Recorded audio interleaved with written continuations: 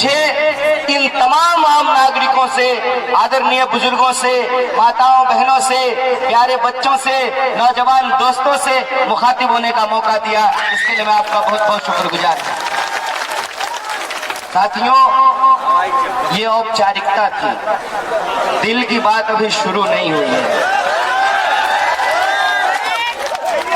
दिल की बात वहां से शुरू होती है जहां औपचारिकता खत्म हो जाती है। जैसे हम लोग स्कूल में पढ़ते थे तो क्लासरूम के गेट के सामने बार बार मैडम सिखाती थी कि अच्छा कोई बात नहीं बच्चे, बाप रे बाप, इना गोसाई भाई, इना तो नीतीश जी गोसाई रहलखिन आजकल। तो औपचारिकता क्या होती है कि क्लासरूम में जब आप प्रवेश करने लगते हैं तो मैडम सिखाती थी कि बोलो मे आई कम इन मैडम। हम लोग को सीखने में वक्त लगता था तो हम लोग कहते थे मैडम अंदर आ जाएं। औपचारिकता चीज ही ऐसी होती है जिसको सीखने में वक्त लगता है, इसीलिए हमने अपने जीवन में सीखा है कि औपचारिकताओं में नहीं फंसना है, सीधे दिल का रिश्ता कायम करना है।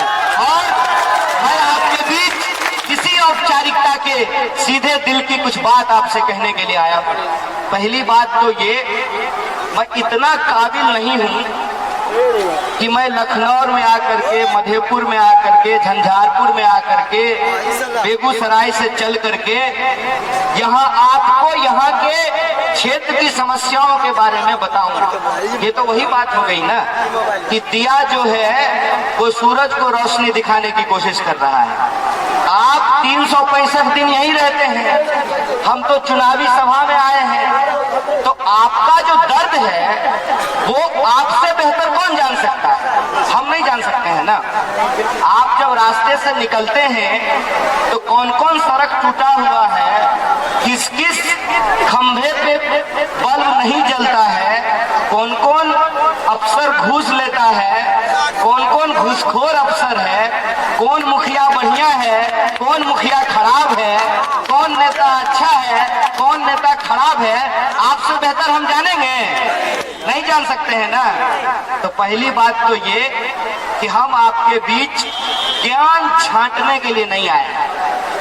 आप सब लोग खुद ही बहुत ज्ञानी लोग हैं और ये मिथिला की पावन धरती है और मिथिला की धरती के बारे में तमाम शास्त्रों में चर्चा है कि ये माता जानकी की जन्मभूमि है। और अगर साहित्य की आप बात करें तो ये महान विद्वान मंडन मिश्र की धरती है। ये वो इलाका है जहाँ की लोक कहानियों में गोनू झा की कहानियां मशहूर हैं। अगर आप साहित्य की चर्चा करेंगे तो ये वो इलाका है जहाँ कविवर विद्यापति का जन्म हुआ। और अगर आप जन आंदोलनों की बात करेंगे, जन कवि की बात करेंगे तो ये बाबा नागार्जुन की धरती है। इस महान धरती को मैं नमन करता हूँ, इसको नमस्कार करता हूँ। आप तमाम सुधीजनों को और मिथिला के लोग जिनके जीवन में मिठास है, पहली बार हम इतना जोर से किसी मैथिल को घुसाते हुए दिखे। यहाँ तो लोग आपस में झगड़ा भी करते हैं तो आधा घंटा के बाद पता चलता है कि लड़ रहे थे दोनों आपस। अब आप बताइए कि बाहर से आकर के, हालांकि मैं बहुत बाहर से नहीं हूँ, हमारा इलाका भी मिथिला में ही आता है और हमारे यहाँ के एक नौजवान देखिए बिहार पुलिस का नौकरी करते हैं, इनका बेगूसराय घर है, डंडारी। तो बहुत बाहर से नहीं है, कम से कम उत्तर प्रदेश से तो नहीं ही आए हैं क्या? कल जो है, कल हम अभी प्रचार सुन रहे थे, उत्तर प्रदेश से कोई आने वाला है। कौन आ रहा है? आप मिथिला के लोग बोलिएगा योगी उसको। मिथिला के लोगों को उसको योगी कहने का जरूरत नहीं है। मिथिला के लोग खुद ही धर्म कर्म में विश्वास करते हैं। हमारे यहाँ सिमरिया घाट में कल्पवास मेला लगता है। 1 महीना मैथिल लोग जाकर के वहाँ गंगा स्नान करते हैं कार्तिक महीने में और गंगा किनारे रहते हैं। तो आप लोग खुद ही धर्म कर्म करने वाले लोग हैं, वो योगी है। हर पीला चीज सोना नहीं होता है, समझे? और हर भगवा पहना इन अंत नहीं होता है। हरिशंकर परसाई ने एक कहानी लिखी है और हमने पढ़ा है जब हम स्कूल में पढ़ते थे, भेड़ और भेड़िया। उस कहानी में हरिशंकर परसाई बताते हैं कि जब चुनाव होने का ऐलान हुआ जंगल में तो सियार बहुत परेशान हो गए। सियार ने कहा भेड़िए को जाकर, ए भाई अब तो चुनाव होगा, अब भेड़ की संख्या ज्यादा है तो ये लोग अपना नेता चुन लेगा तो तुम्हारा राजकाज खत्म। तो लोमड़ी बोला कि घबराओ मत, एक उपाय है, भेड़िया के माथे पे टीका लगा दो और मुंह में घास टांग दो, इससे भेड़ों को ये लगेगा कि भेड़िया शाकाहारी हो गया।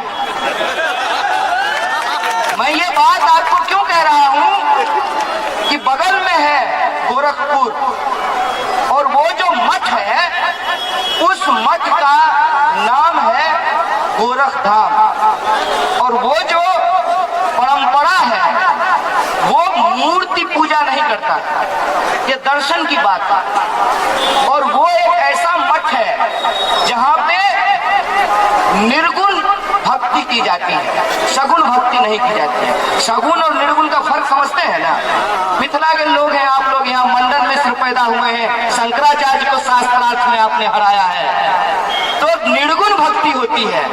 आप मुझे बताइए कि निर्गुण भक्ति करने वाला एक इंसान मारने काटने की बात कर सकता है? इसीलिए मैंने कहा कि हर पीला चीज सोना नहीं होता है और हर भगवा वस्त्र पहना इंसान योगी नहीं होता है। और याद रखिएगा इस बात को कि ये सीता जी की धरती आप कहते हैं, तो सीता जी का हरण भी रावण ने साधु का वस्त्र पहन करके किया था। इस बात को याद रखिए। और ये बात मैं आपको क्यों याद दिला रहा हूँ? ये बात मैं इसलिए आपको याद दिला रहा हूँ कि इधर उधर की बात नहीं करनी है। इधर उधर की बात इसलिए नहीं करनी है कि हमको अपने मुद्दे पे टिका रहना है। लोग आएंगे, चुनाव का वक्त है, आपके सर के ऊपर उड़न खटोला उड़ेगा, लेकिन आपको अपनी पैर अपनी जमीन पे टिकाए रखना है। आपको ये सोचना है कि ये चुनाव जब हो रहा है तो ये इधर उधर के मुद्दे पे नहीं होगा।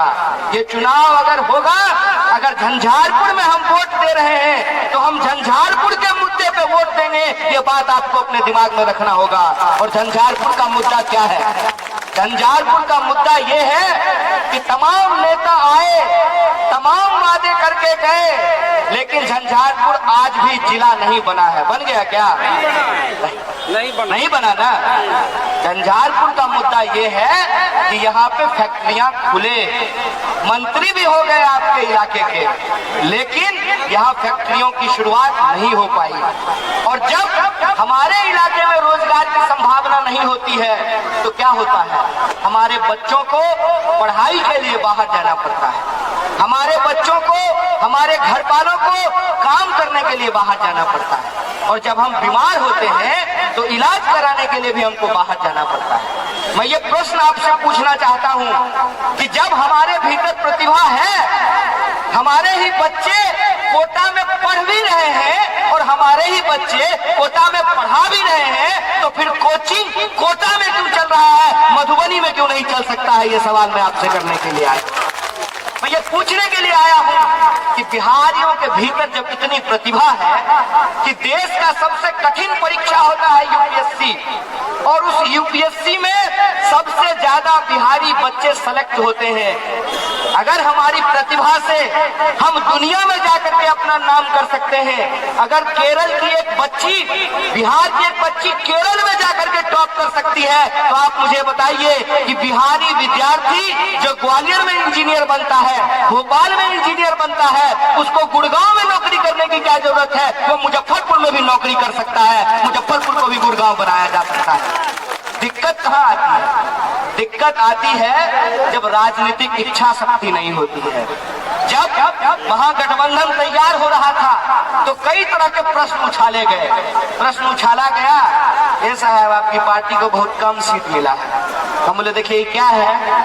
हाथ है, उंगली बड़ है छोट है, लेकिन ये बड़ उंगली छोट उंगली मिल करके जब एक साथ हो जाता है तो मुट्ठी बन जाता है। ये एकता का प्रतीक होता है।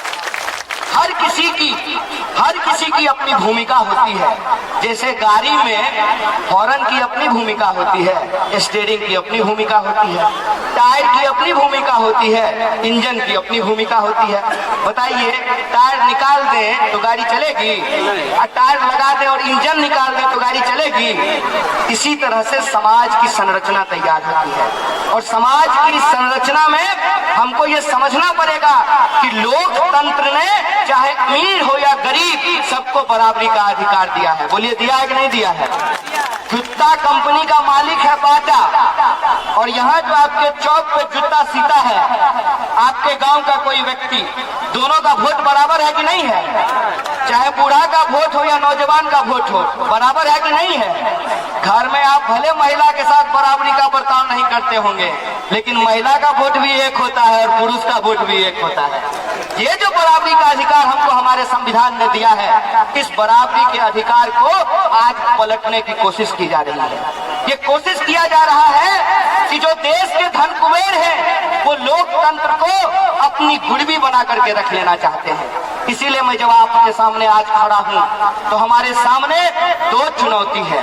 पहली चुनौती ये है कि जब हम 3 तारीख को वोट देने के लिए जाएं तो हम अपने मुद्दों को याद रखें। और हमारा मुद्दा क्या है? हमारा मुद्दा ये है कि पढ़ने लिखने के बावजूद, इंजीनियरिंग करने के बावजूद, ITI करने के बावजूद, पॉलिटेक्निक करने के बावजूद, टेक्निकल एंड होने के बावजूद हमारे बच्चों को आज रोजगार नहीं मिल रहा है। हमारा मुद्दा ये है कि दिन रात किसान खेतों में पसीना बहाता है, और आपके ही इलाके का मामला है ना कि खड़ा फसल था, सरकार ने किसान से बिना पूछे उसके फसल को उखाड़ दिया, नहर खोदना शुरू कर दिया और किसान को सही तरीके से मुआवजा नहीं दिया गया। आप देखिए कि लगातार किसानों के ऊपर किस तरीके से अत्याचार और अन्याय होता है। आप देखिए कि मजदूरों को किस तरीके से मजदूरी नहीं मिलती है। आप देखिए कि समाज में जो कमजोर लोग हैं किस तरीके से धीरे धीरे उनके मन में यह बात बैठना शुरू हो गया है कि सरकार किसी की बन जाए, हमारा जीवन नहीं बदलने वाला है। ऐसा बात मन में बैठ गया है कि नहीं बैठ गया है?